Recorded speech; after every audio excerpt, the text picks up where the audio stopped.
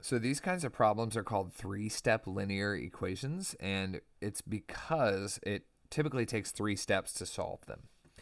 And so let's go through these. So these are a little more complicated than two-step equations because they require an additional step. And usually that's because there's x's on both sides of the equal sign, right? Like the equal sign is right here. There's like x's on the left and on the right. So typically what I do on these is I will get all the x's together on one side, and I will get anything that doesn't have an x with it on the other side. So like when I say all the x's, I mean right here we have negative 5x, negative 2x. So those are all the numbers with x's. Negative 1 and positive 14 are just floating. They don't have an x there with them. So we call those constants. And this is just my opinion. I like to have my x's be positive. I really don't like negative numbers. They're annoying to work with. So some people would teach this maybe slightly differently than me. I will typically add 5x to both sides. The reason for this is because if I do this, what am I going to end up with? I'm going to end up, these go away. That's 0. So I'm going to be left with negative 1 is equal to, what's negative 2x plus 5x? It's positive 3x, okay? So if I do that, that's what I'm going to get. If I do it the other way, let me show you the other way. What would happen if we went the other way? So there are several different ways to do this. You can add 2x to both sides because some people like their x's to be on the left, which is fine. I'm not going to fight you. But when we do this, so the negative 2x's cancel there, we get, what's negative 5x plus 2x? It's negative 3x minus 1 is equal to 14. Now look, you're going to get the exact same answer as me if you do it this way. It's just, you're going to have to worry about this negative here. So it's up to you. I'm going to actually finish both of these. So if I was doing the one on the left over here, I would subtract 14 on both sides. And I'd be left with negative 15 is equal to 3x.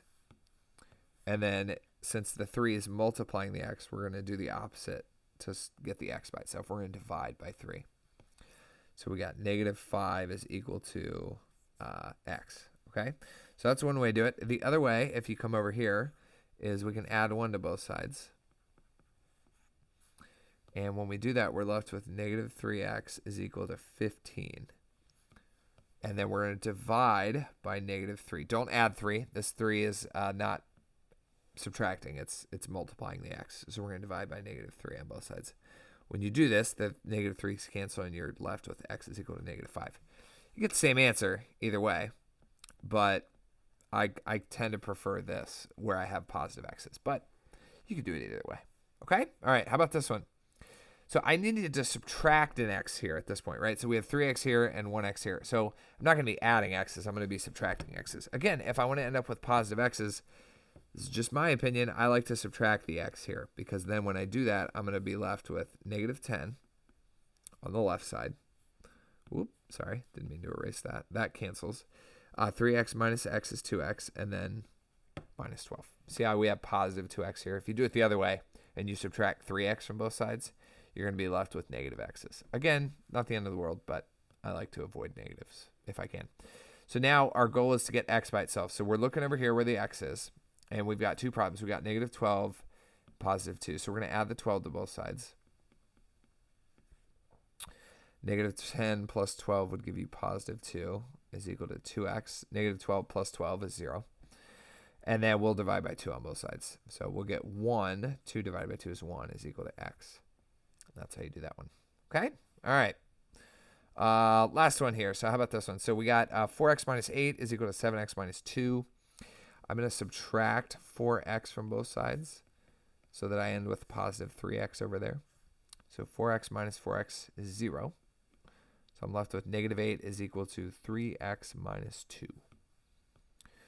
So then we're going to add 2 to both sides.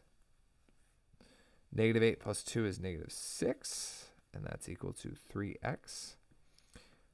And I'm going to divide by 3 on both sides. So I get negative 2 is equal to x. And that's it.